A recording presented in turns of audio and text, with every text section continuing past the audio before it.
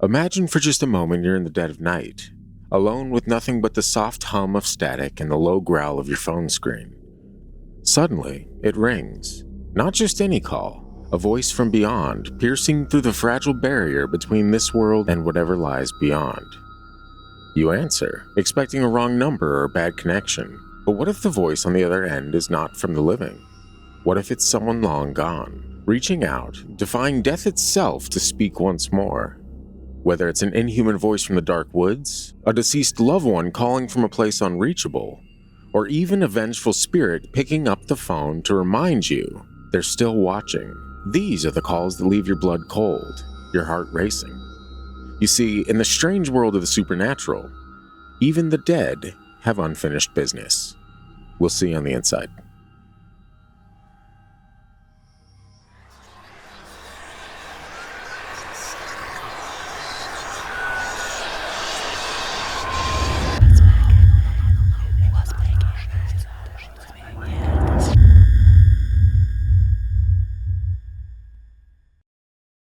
Group of people that. What do you mean, that group of people? Christian, I'm tired of your racism. It's everywhere. It's running rampant. I feel like I'm at work. Thank God I was able to bleep that out.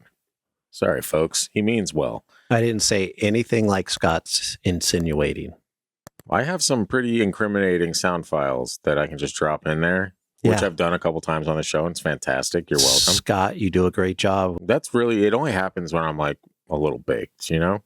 You're welcome. That's when, like, the funniest episodes of Sleep with the Lights On, just know that I'm probably baked out of my mind when I'm editing it. Which shows that you should be a little bit nicer to me. Because I'll just do random things, like when you say who, I'll put like an owl face over your face. For no reason. It adds nothing to the show, but it's hilarious to me while I'm sitting there. I'm like, wow, this is so good. And then I release it. I'm like, why'd only 12 people watch this? Hold on.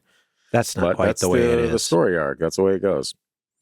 Hey, at least your soul doesn't have to be saved because you don't believe in the Shroud of Turin. Okay. That is true. That's a plus I never thought about. That's fun. I saw that. I saw that comment today and I was like, wait, someone commented that? Yeah. Where? On YouTube? Facebook. Oh, on Facebook? Wow. It was pretty funny. It was a joke, of course. Was it? Oh, okay. I was like, damn, that's pretty hot for our crew. No, I don't know. It was in jest. That sounds like YouTube troll behavior right there. And I took it in jest, but it was like, it's fun. It's all fun. Wow, this shroud is definitely there's fake. A cloud of Turin running through our studio right now. Christian, do you see that? It looks like the Northern Lights. No, my glasses are a little foggy right now, so I can't really tell what's real and what's not. Okie dokie then. Speaking of, hey, welcome back to Sleep with the Lights On. Welcome back. The spooky ghost podcast that takes a while to get there. And that's fine, honestly, unless you've already tuned out, in which case I'm not even talking to you because you're not there anymore. The build-up, though, is rewarding when you get to the end. It worked for me. It worked for me. Anyway, as you heard in the opening monologue, we were discussing phone calls from beyond the grave. And turns out there's a lot of them. There's a lot more than I previously had believed. You know, back in my day, wow, that was way more expensive than it is now. Christian, you trying to lie and say that there were phone calls back in your day is insulting. How no, dare you? I lived in a time where you had to pay for long-distance phone calls. It wasn't part of the cellular plan. What I was saying is that phones weren't around. I know what you were saying, and I was moving past it. Oh, you were just right. You're like, nope, not even going to acknowledge that. It's fine. That seems like a good enough segue to get into this story, which is called The Inhuman Voice, and it's by Mormy Rid 4, or the Mormy Ride? Who knows, really, honestly. People write weird shit these days on the internet. And Scott can't read. Wow. I can read. That's a callback to 8 people that listened to the show 3 years ago. Anyway, back in 2009, when I was 19, I was dating a girl. What, are you trying to brag or something? I was in college and living at home with my mom. Okay, less of a brag. My girlfriend and I had been together for about a year at that point. She had been invited to a coworker's party in a nearby town. I wasn't feeling well that night, so I decided to stay home. To get from our town to the coworker's town, you had to drive through a long stretch where it was just woods on both sides of you. I think it was late fall at the time, so it was getting dark earlier. Hey, feel that. She was driving home at around 7:30 or 8 when she called me from that wooded road just to chat along the way. The call ended suddenly. At this point, you might be thinking the call got dropped because, well, she was driving through a wooded area. So naive. Christian, I see you thinking that. That's what I thought too. This person's naive as well. She called back almost immediately and I answered the phone, but it wasn't her. It was a deep voice, but it was completely clear. What I mean by clear is that it wasn't staticky. To this day, I 100% maintain it was not radio interference. Anyway, the voice was deep, clear, and sounded urgent and angry. It was speaking in a language I've never heard before. It wasn't German, French, Romanian, Spanish, whatever. It must have been Latin. It might be dramatic to say, but this voice didn't sound human. Definitely Latin. I don't know if you're aware, but people that spoke Latin were 100% human. You know what else speaks Latin that is not human? Demons. I feel like you haven't even been podcasting with me if you didn't know that. Do you even podcast, bro? Anyway, I wish I could somehow record my thoughts so I would post the memory of this voice for all of you to hear because it was indescribable. I remember sitting there, I was in my bedroom, completely frozen, holding the phone to my ear. I eventually got up in a panic and ran to my mom in the living room. I handed her the phone and frantically said, "Please listen to this." As soon as she put it to her ear, the phone hung up. Just like before, my girlfriend called back almost immediately. I hesitated to pick it up, but when I did, it was actually her. The first thing out of her mouth was, "What the fuck was that?" According to her, I'm the one that called her back, and when she picked up, she heard the same damn voice. We're still on good terms to this day. We broke up maybe a year after this incident. Whenever we see each other, we're both like, "Remember that phone call?" Yes, I do. Whenever I bring it up, people say it's radio interference or I picked up another call somehow. I'm willing to accept a non-paranormal explanation if it's a good one, but it was definitely not radio interference. Christian coming in to say it was... Not radio interference. Wow. Because it's a telephone. Telephone interference, yes, of course. No, it's just, I don't think that's as simple unless we're going way back. Way back. And it doesn't sound like we're going way back, even though this person could not tell whether it was his girlfriend or not by the caller ID, or he left that part of the story out. Yeah, it didn't mention what it said. Probably just assumed whatever. Maybe it was before caller ID, and it was just like, hey, there's 15 different numbers. I mean, there's things that could interfere with a phone call or just the lines getting switched, but it's much better if it's spooky in this case. Well, obviously, Christian, that's what this is all about. Have you ever had any weird phone calls like that? Nope, not ever. But the only one I've never even known anybody that necessarily had a weird phone call. Are you sure? Yeah. Think back to your time working at that hotel.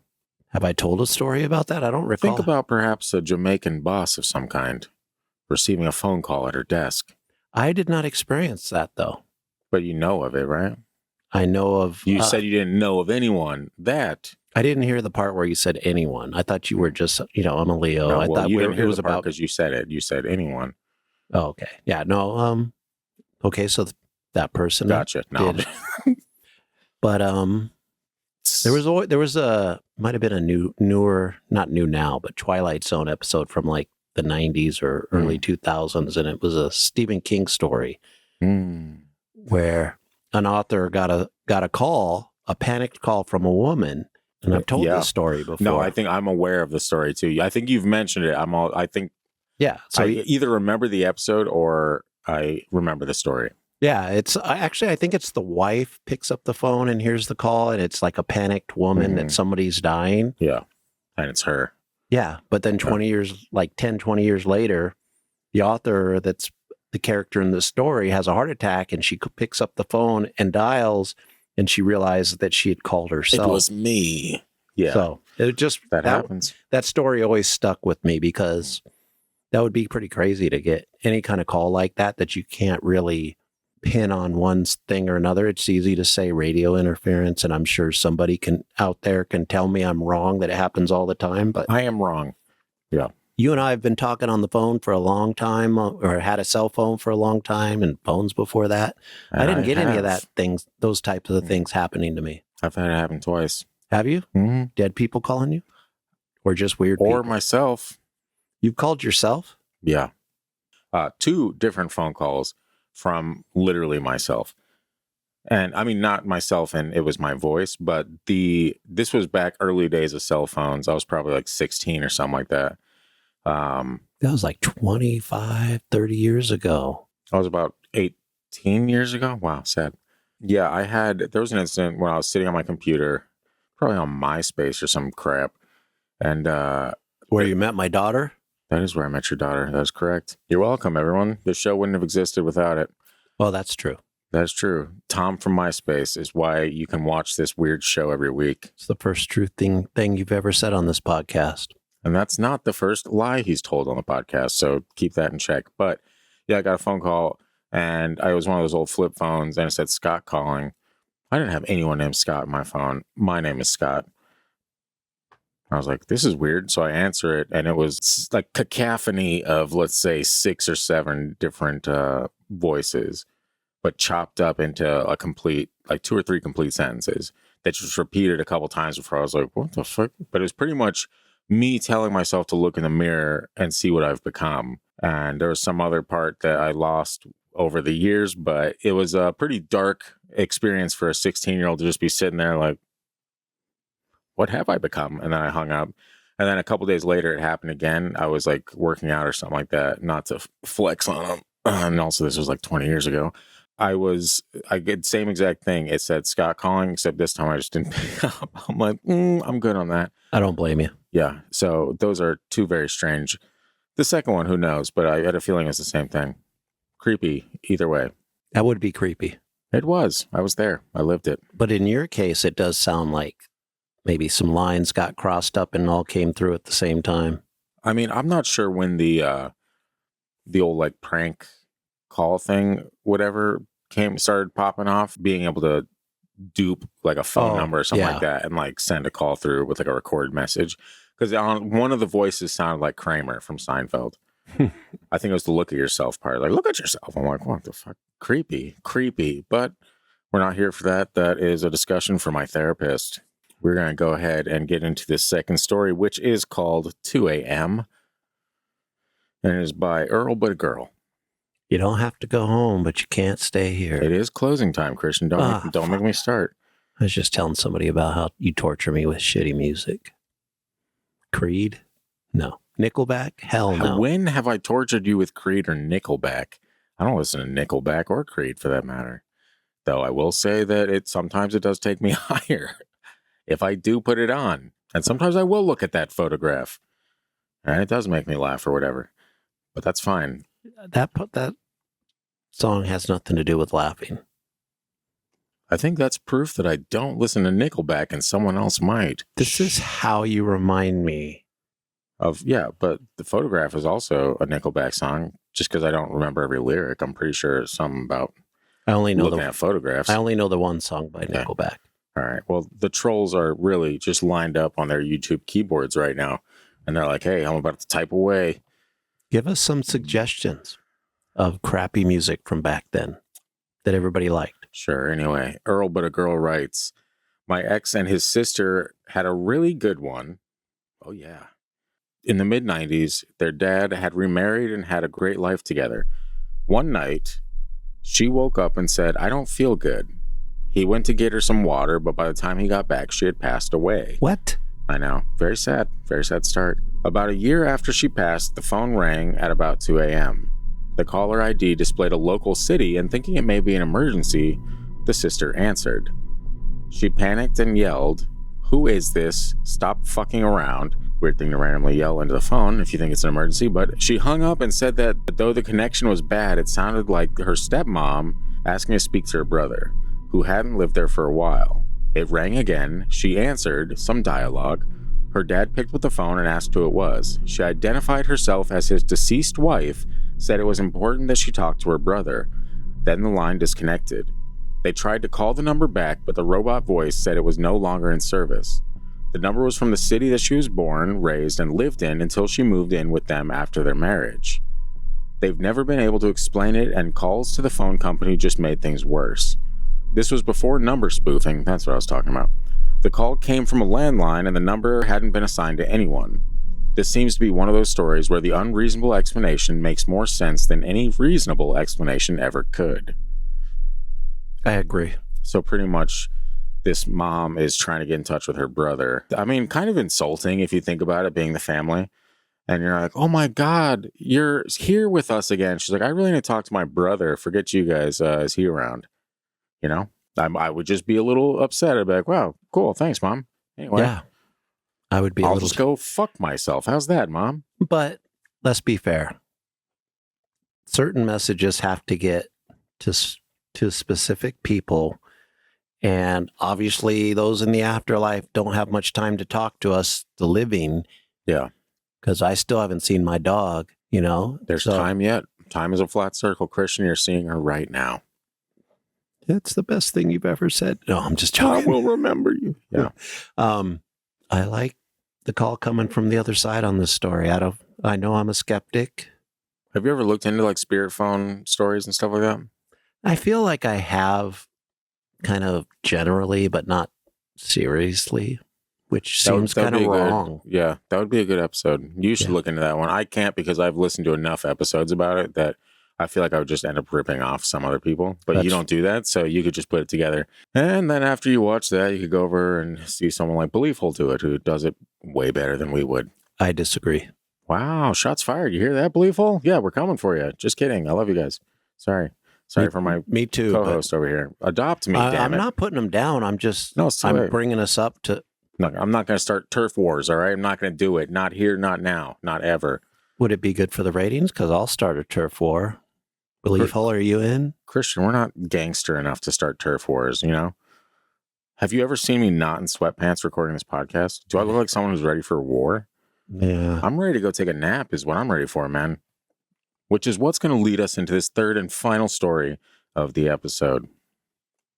I wish there was like dramatic music, like Who Wants to Be a Millionaire or something like that. Like when they bring someone upstairs, like, no, before each question. I feel like you know the editor. I know, but that's a lot of... You guys don't even... Nobody gets it. It's fine. I don't want to look up game show tunes for 6 hours trying to find the perfect one. That's what it is. That's fine. Anyway, this next one's called Victor and Sledge. And it's by DJ Skylar, bro. Just kidding. It's just DJ Skylar. But come on, we all know the bro was there. Yeah. Is he working the turntables or is his name DJ? I didn't bother to ask. Oopsie daisy. Anyway. Oopsie daisy. Scott is late. No. Wow. Just joking. Anyway. It rhymed. Doesn't have to be right. That's the way it works. That's the rules. That's how Nirvana sold millions. Right, as long as it rhymes. Anyway, a secondhand story that has always fascinated me. My high school friend, we'll call him Sledge. Weird choice. That is a weird choice. Fell in, but it makes more sense after this next sentence. Fell in with a famous motorcycle club in his late 20s. So I guess Sledge would make. Maybe his name was Hammer. And this guy's like, I'll just call him Sledge. Sledgehammer. You get it. You guys picked up on it. Back to the story. At this point of his life, he'd been in and out of jail a few times, so it seemed a good fit for his moral code at the time. Anyway, Sledge... What the name? I got lost already. What's good for his moral? Being in a motorcycle club. Gang. And here goes Christian up, whipping out the old soapbox underneath that old man's blanket. I was going to say, I've known plenty of cool people that belonged in those motorcycle clubs. I bet you do. Okay, can I continue? Yes. Or you were triggered by that. Sledge soon was voted into the club as a prospect. Basically, you become a slave of the club, but this is your time to prove your worth as a possible full member. We've all seen Sons of Anarchy, okay? We've all seen it. I haven't. Well, get out. Prospects answer to all members, but you are assigned to a particular member. To Sledge's dismay, he was assigned to Victor. Victor was a full-out hedonist. In fact, he had already destroyed his organs with drugs and alcohol and wasn't expected to live long. But Victor was still lively and often encouraged Sledge to partake of the underage he always seemed to have around. Sledge found this distasteful. Way to go, Sledge. And when he would refuse Victor, would punish him with dirty work or making him stay awake for days. Sounds more like torture than... I mean, he's in initiation, but all right. He's in a biker club. There's the means to stay awake for days. Hell yeah, brother. Sons of Anarchy. Okay. which you've never seen. Like a good prospect, Sledge endured a year of servitude to Victor. The other members recognized that Victor gave Sledge a hard time and soon rewarded Sledge with full membership. About 6 months later, Victor passed away. Sledge didn't join the club for the parties and found his active participation in other club activities came at the cost of sleep and exhaustion, you don't say. One morning, he awoke to find himself on the floor with the phone in his hand. He figured he'd find out later who he fell asleep on, but never did, until, months later, he was at home again and was suddenly shocked with the full memory of that late-night phone conversation. He had the sudden revelation that he talked to Victor. He was traumatized. Sledge didn't tell me much about their conversation, but at the time of the call, he was well aware Victor was dead, and evidently Victor opened with, "Yeah, motherfucker, I'm calling you from the grave." Evidently, they talked for 10 minutes, at which point Sledge passed out holding the phone. Sledge swears this was not a dream, that he actually had a conversation with Victor that night. What's always fascinated me about this account is the delayed recollection. In most of these stories, once the listener realizes the speaker is dead, the conversation ends immediately. But Victor opens with the fact that he is speaking from the grave. Did Victor's forthright manner then demand that Sledge have amnesia about the event? As if the rules bar you from having a direct conversation with the dead, but allow you to have a memory of speaking with the dead. That was a whole lot of words to say a whole lot of nothing. You know? I agree.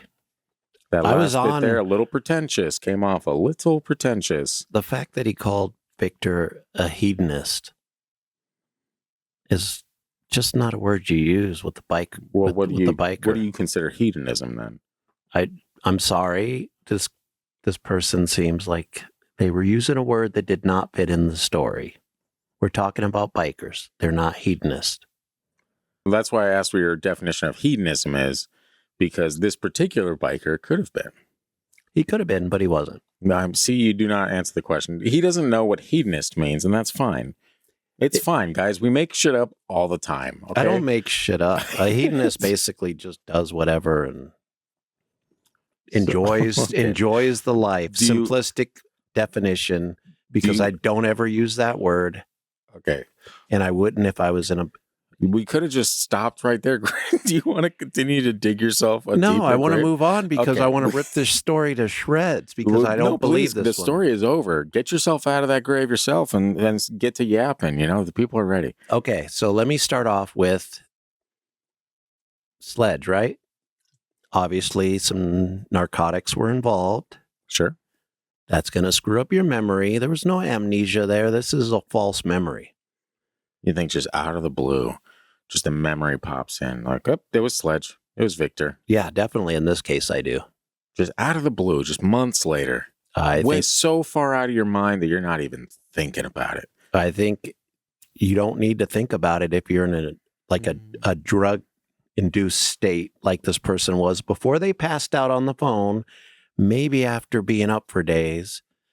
They don't remember why they fell asleep with the phone, and then months later, they all of a sudden remember it? No. That's what I'm saying. Like, out of the blue, like this isn't a great memory. Like, this isn't some profound moment. You just fell asleep with the phone in your hand. And then months later, out of nowhere, you're doing whatever. So what you're telling me is... I'm not saying that it's definitely paranormal. I'm saying that it's definitely strange. I don't think your brain would randomly just be like, yep, yeah, I remember that one time that didn't mean anything. Well, you were talking to this dead guy. Dude, I wake up with children's songs in my head every morning lately. This feels like a different direction than what is happening. No, it's just you lectured me on hedonism. Yes. Are you going to come back with another definition? I'm going to lecture you on children's songs, memories.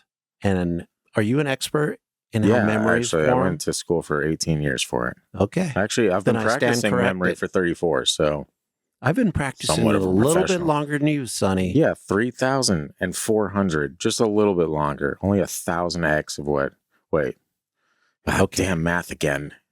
Fuck. 100x? Who cares? It's fine. Like the pot calling the kettle black. It's like the pot calling the weed green. Anyway. Fake story. That's where you're ending with? That's the... Not really a fake story. I just feel like this is a false... You're just upset I'm gonna stick that someone was talking shit about bikers, which is weird. They're annoying. We all get it. Some of them are great. I don't have They're a problem great with- people, but if you hear them coming down the street and your child's trying to sleep, you're like, you motherfuckers. You know what? That is true. Yeah. Come fight Christian. He's stepping in for my honor. Are we playing hockey? Why not? That's- Why not? I was just trying to avoid an ass whooping myself. No one wants to be beat up by someone wearing a vest, you know? It's just not a great look. Unless you're wearing a vest, in which case, great look, friend. Don't beat him up. Yeah, don't beat me up. That's supposed to be a spooky ghost show, and we're out of here. And Christian, what was your favorite story? The previous one Great insight. with the The other stuff. dude, I'm drawing a blank. Wow. You know which one we just talked about it? I said Victor I and liked Sledge? it. No, the one before that. The mom calling to say, I need to talk to my brother. I thought there was one before after that. The one after that is Victor and Sledge. You know what, guys? How about you just comment below I like- what your favorite story was? You know? The show has really gone off the rails lately. I'm so confused right now. That happens. Anyway, see you guys later. And remember, friends, to sleep with the lights on because you never know. There's a frog in my throat. Ah! What is lurking in the shadows? Somebody with the vest ready to beat you up. That happens sometimes. Goodbye.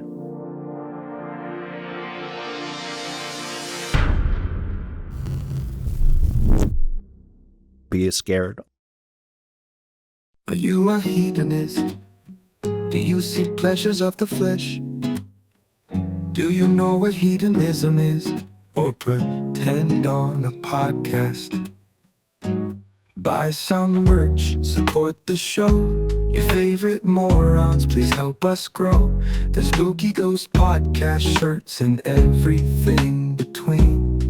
If you don't buy any podcast merch, Christian can't afford his beans or a dictionary, apparently.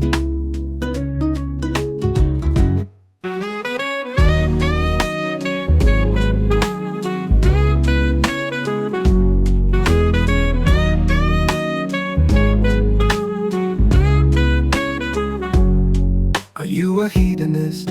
Do you seek pleasures of the flesh? Do you know what hedonism is or pretend on a podcast? Buy some merch, support the show. Your favorite morons, please help us grow. There's Spooky Ghost Podcast shirts and everything between. If you don't buy any podcast merch, Christian can't afford his beans or a dictionary, apparently.